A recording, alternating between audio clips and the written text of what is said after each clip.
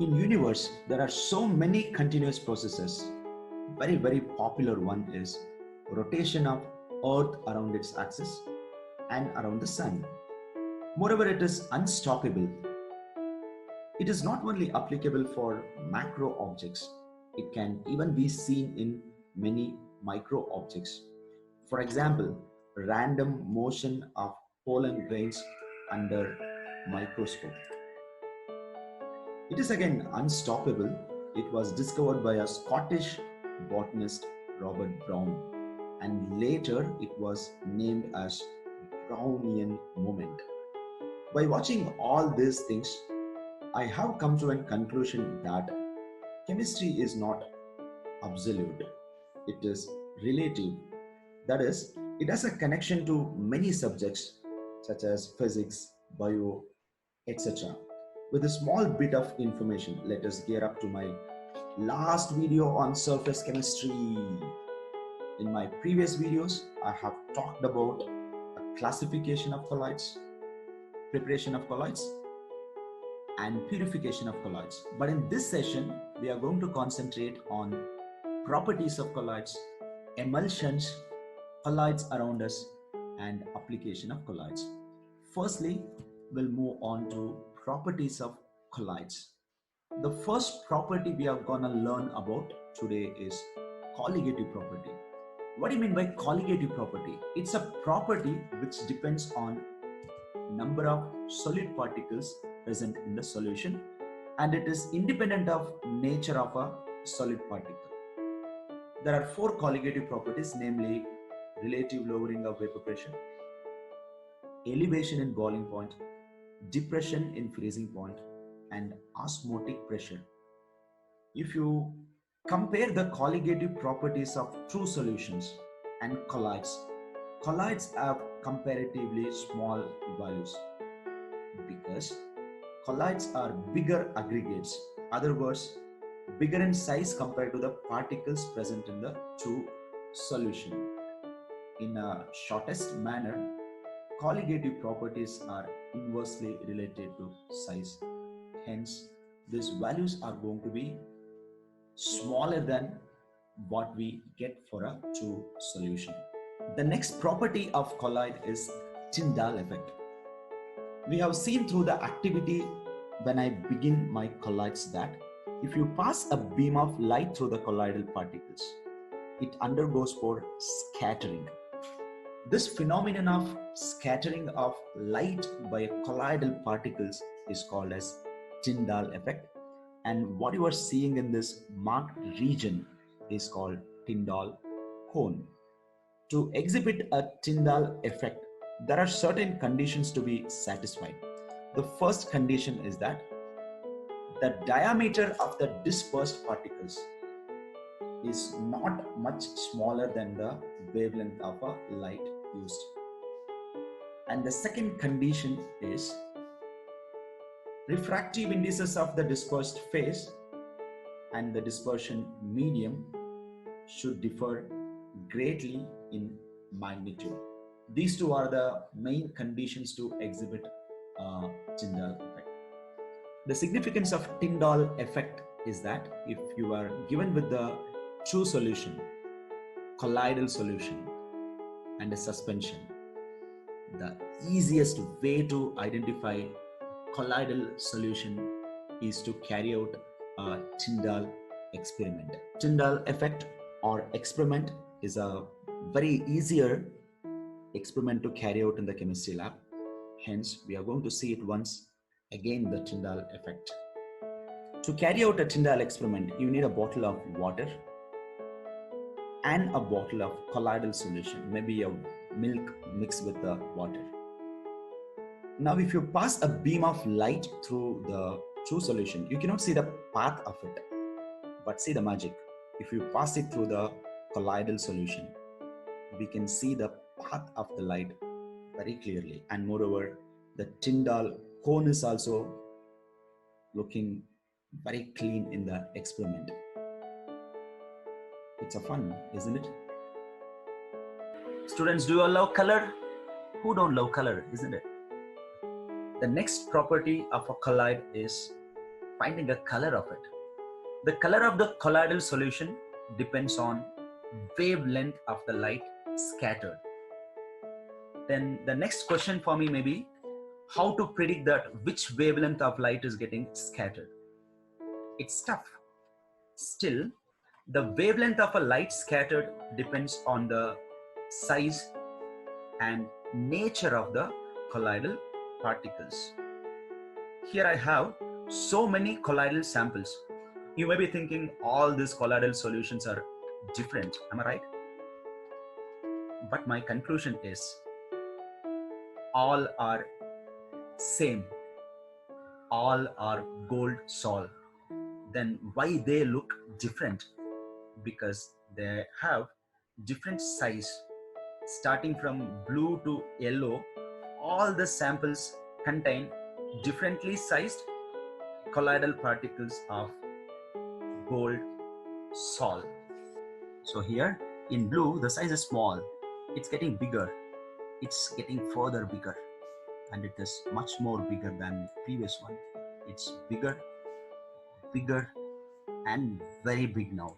So do you all know that the range is 1 nanometer to 1000 nanometer for a colloid, but all of them are falling in the range, but with a different size. Hence, even though it is a colloidal solution of gold, all of them have a different color due to the difference in size. The next property of a colloid is Brownian movement. This has been studied for the pollen grains in water. Later on, the same got extended to colloidal solutions. When you observe the colloidal particles through a microscope, a dishum between colloidal particles occur continuously. That is, a zigzag movement of colloidal particles are observed. The zigzag movement of colloidal particles is called as Brownian movement. The movements may look like what we see on the screen. Whether the speed of the movement of colloidal particles remains same in all the solutions? Answer is no way, because the speed or the movement depends on size and the viscosity. When the size is less, the speed of movement is more. When the viscosity of the dispersion medium is less, then also the speed is going to be more.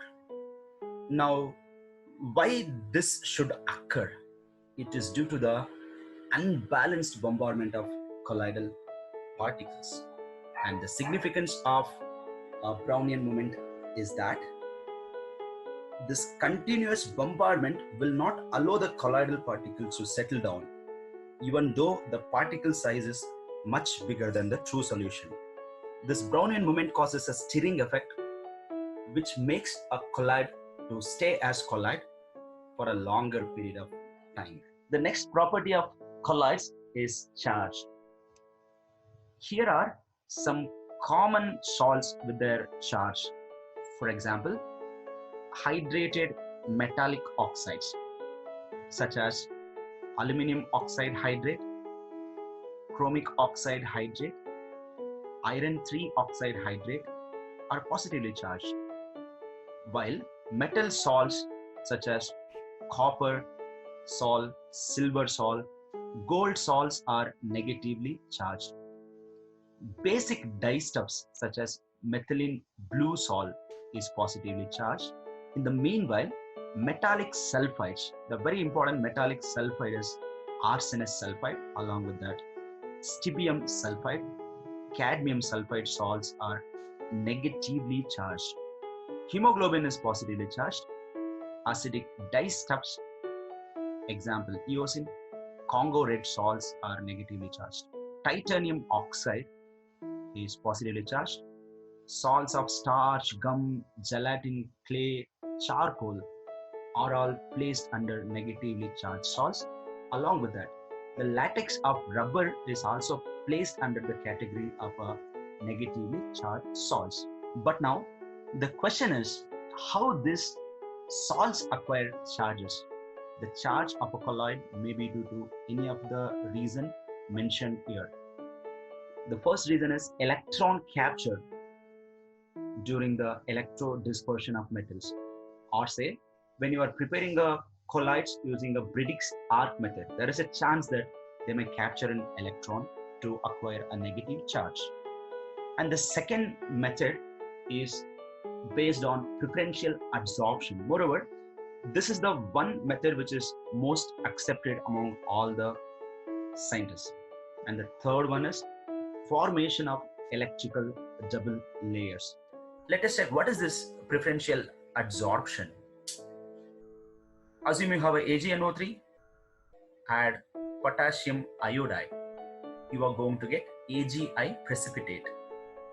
Now to convert this into a AgI colloid, suitable electrolyte must be added by the way we have read peptization.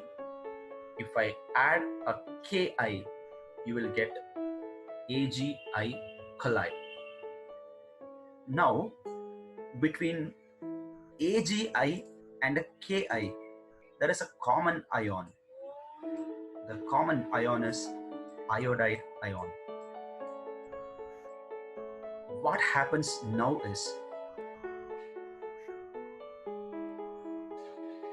iodide ion slowly starts getting onto the surface of a AgI colloid, due to which it is going to acquire a negative charge. That is, when there is a possibility of absorbing an ion, the colloid decides to take up a common ion, and this is going to form a layer around it.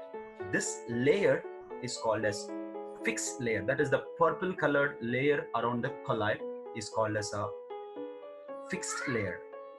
Later on, what is the role of a K, that is potassium ion? K is going to act as a counter ion.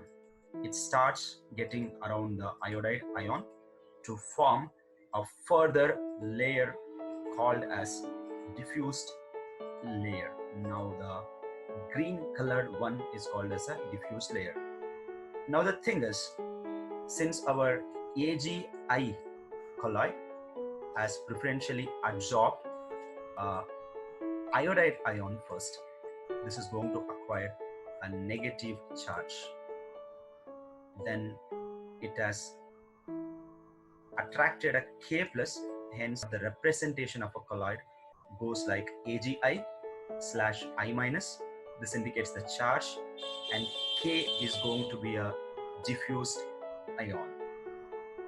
Let us analyze another scenario wherein if you add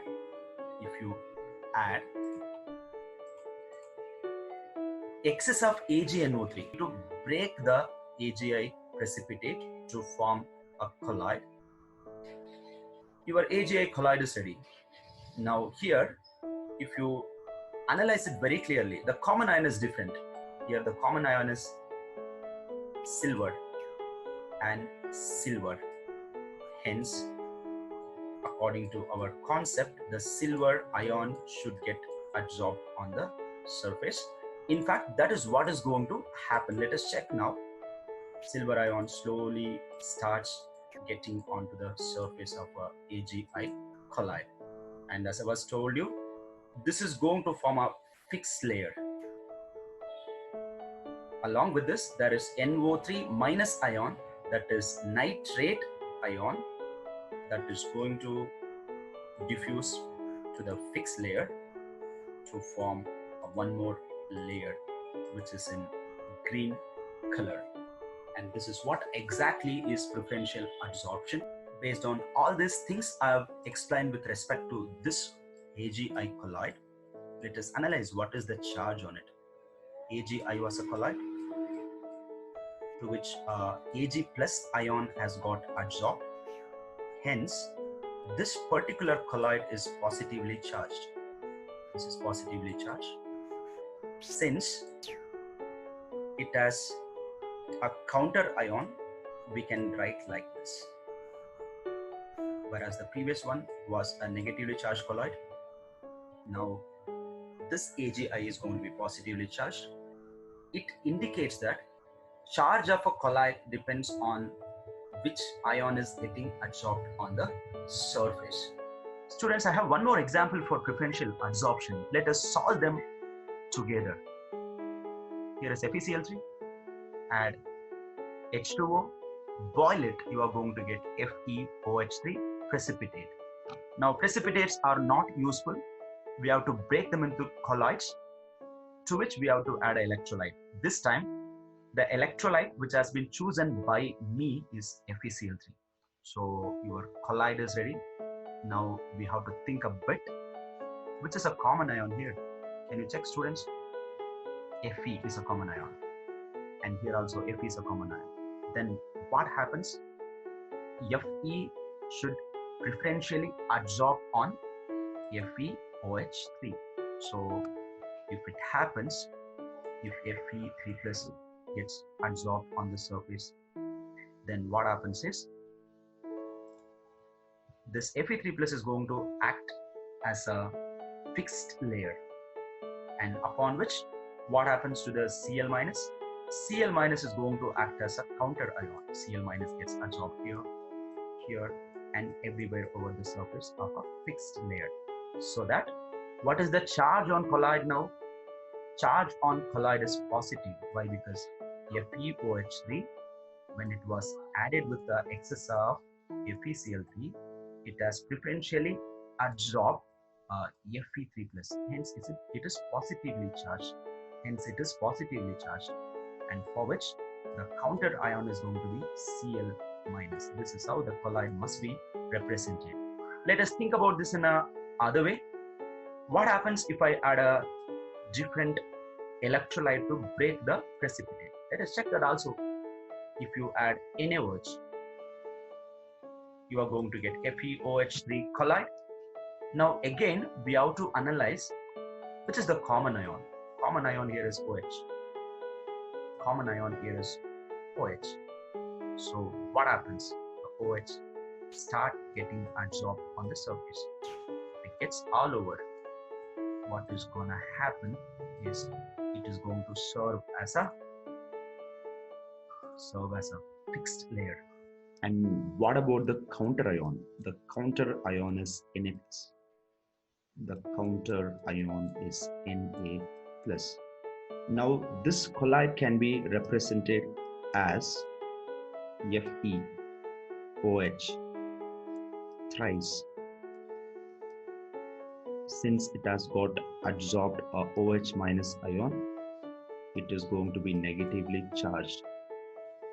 To neutralize this negative charge, we need a counter ion. That counter ion is going to be Na+. Next part of the topic is Helmholtz electrical double layer. By this time, you are ready to understand this faster. When you hydrolyze FeCl3 by boiling it, you will get FeOH3 precipitate. The previous example which I have used. Now add electrolyte, break it, get the colloid. The colloid FeOH thrice is ready. Now what is the common ion, students? The common ion is again a Fe3 plus. Fe3 plus. So what happens? It gets into the surface of a colloid. It gets into the surface of a colloid slowly, so that Fe3 plus, all over it's going to be Fe3 plus. What is this layer is called as? It is a fixed layer. And then what is the job of a Cl minus? Cl minus should act as a counter ion. Then what is this layer is called as? It is a diffuse layer. So that here is a one layer which is in green called as a fixed layer, and there is another layer that is a diffuse layer. So formation of two different layers around the colloid is called as Helmholtz electrical double layer. We all know that when FeCl3 is hydrolyzed, FeOH3 precipitate is formed.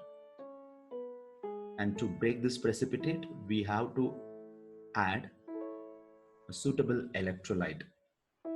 During the addition of electrolyte, precipitate breaks to give you a colloid, and this colloid absorbs ion preferentially to form a sheath around it. That sheath is called a fixed layer. Now, what happens to the chloride ion? Chloride ion is going to serve as a diffused layer. Since the fixed layer is positive here and the diffuse layer is negative here, these two are going to have a small difference in electrical potential. That is called as zeta potential or electrokinetic potential. That is, the potential difference between the fixed layer and the diffuse layer of opposite charges are known as electrokinetic potential or zeta potential. So far, we have studied the preferential adsorption, Helmholtz electrical double layer, and electrokinetic potential. In preferential adsorption of ions, we have seen that how the charge is developed on the colloidal particles. Now, the question is there any way to confirm the presence of charge on the colloidal particle? The answer is yes. The method used for confirming the presence of charge on the colloid is called as electrophoresis. Now, what exactly the electrophoresis is? Electrophoresis is the movement of colloidal particles either towards cathode or towards anode under the influence of electric field. Let us analyze how the experiment is done.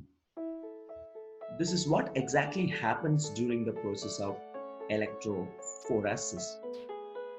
Colloidal particles carrying a charge start moving towards a oppositely charged electrode under the influence of electricity. Let us analyze how the experimental setup looks. U-tube filled with the colloidal dispersion medium, to which water is added on the top to maintain a sharp boundary, into which the platinum electrode is immersed in both the arms, and the end of electrode is connected to a battery. If you start passing electricity, the boundary in one arm is seen to move down and in the other arm to move up. It is observed that the boundary falls gradually on the negative electrode side and moves up on the positive electrode side. It does mean that the particles have got migrated towards positive electrode and they are negatively charged. If the reverse occurs, then the particles carry positive charge. The problem with electrophoresis is if you do the continuous electrophoresis, it leads to a precipitation of colloidal particles. In the previous case of electrophoresis, dispersed phase, that is colloidal particles, were making a movement towards the electrodes. But in electrophoresis, the wholesome idea is to move the dispersion medium. This movement of dispersion medium in an electric field by preventing the movement of colloidal particles by suitable method is called electroosmosis.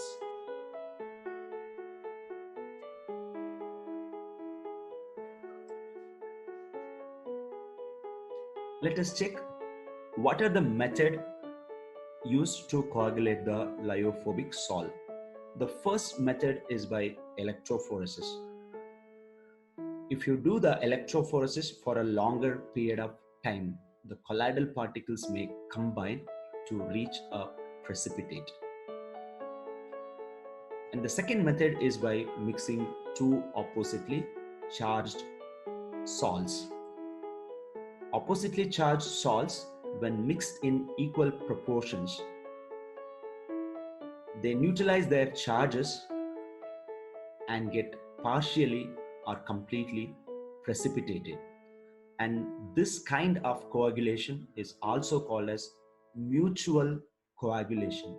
The third method is boiling. When you boil a colloidal solution, the adsorbed layer is disturbed due to increased collisions with the molecules of dispersion medium. This reduces the charge on particles and ultimately leads to settling down. The fourth method is persistent dialysis. If you do a dialysis for a prolonged time, the colloidal particles combine with each other to form a precipitate. The fifth method is by adding electrolyte. When excess of electrolyte is added, the colloidal particles are precipitated. The reason is that the colloids interact with the ion carrying charge opposite to the one present on it. This causes neutralization, leading to the coagulation. Next, we are going to learn about Hardy-Schulze rule, a very important rule employed for the coagulation of colloids. It says that greater the valency of a coagulating ion, the greater is its coagulating power or precipitating power or flocculating power. Assume you have a negative sol. The coagulating ion is going to be positive. Then if you have more charge on the positive ion, the tendency to cause a coagulation is going to be more. Here in the example, we do have a aluminium ion, barium ion, and sodium ion. Since aluminium ion carries 3 charges on it, it is going to be very effective in coagulating negative sol. Whereas for a positive sol, we have to check the charge of a negatively charged ion. Hence, here in the screen, we do have ferrocyanide ion, phosphate ion, sulfate ion, and chloride ion. Since the ferrocyanide ion carries a maximum charge of 4, its tendency to coagulate the positive sol is going to be highest among all the things present. Next is coagulating power, that is minimum concentration of an electrolyte in millimoles per liter required to cause a precipitation of a sol in 2 hours is called coagulating value. And moreover, the smaller the quantity needed, the higher will be the coagulating power of an ion. That is, students, which is more stable colloid, whether it is lyophilic or lyophobic? The answer is lyophilic. It is more stable due to 2 reasons. The one reason is it contains a charge on it. And number 2, when I was discussing a classification based on the interaction between dispersion medium and dispersed phase, I have told you that the lyophilic salts will undergo for extensive hydration. This is one of the reasons why lyophilic salts are more stable than lyophobic salts. Now let us check, can this be coagulated? Yes, but the methods which are used for coagulating are by adding an electrolyte or by adding a suitable solvent. The next is protective action of colloids, or say protection of colloids. Now, why do we need to protect a colloid?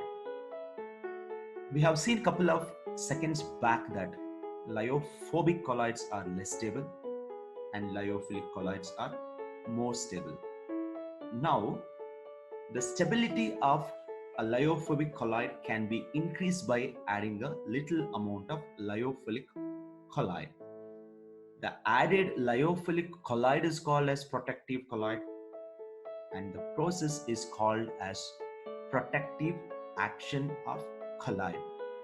Here, the lyophobic colloids gets a sheath of lyophilic colloid around. Since lyophilic colloid is highly stable, it is used in protecting a lyophobic colloid. For example, gelatin is used as a protective colloid in the preparation of gold salt, Indian ink, and ice creams. Next is emulsion. Emulsion is a colloidal system in which dispersion medium and dispersed phase are liquid. Other way around, emulsion is liquid in liquid. Emulsions are of two types. The first type is oil dispersed in water, in which the water is going to be a dispersion medium and oil is going to serve as dispersed phase, example milk and vanishing cream. The second type is water dispersed in oil. In this case, oil is a dispersion medium, that is, oil is going to act as a solvent and water is going to act as a solute, example butter and cream. Emulsion of oil and water are unstable and sometimes they separate into two layers on standing. For stabilization of an emulsion, a third component called emulsifying agent is usually added. The emulsifying agent forms an interfacial film between suspended particles and the dispersion medium. Emulsifying agent used for the oil dispersed in water emulsion are proteins, gums, natural and synthetic soaps. But for water dispersed in oil, the emulsifying agents are heavy metal salts of fatty acids, long chain alcohols, and lamp black. So now the process of destroying a emulsion is called as de-emulsification, and the de-emulsification can be done in any of the way which is represented on the screen. The first one is heating, and the second one is freezing, and the third one is centrifuging.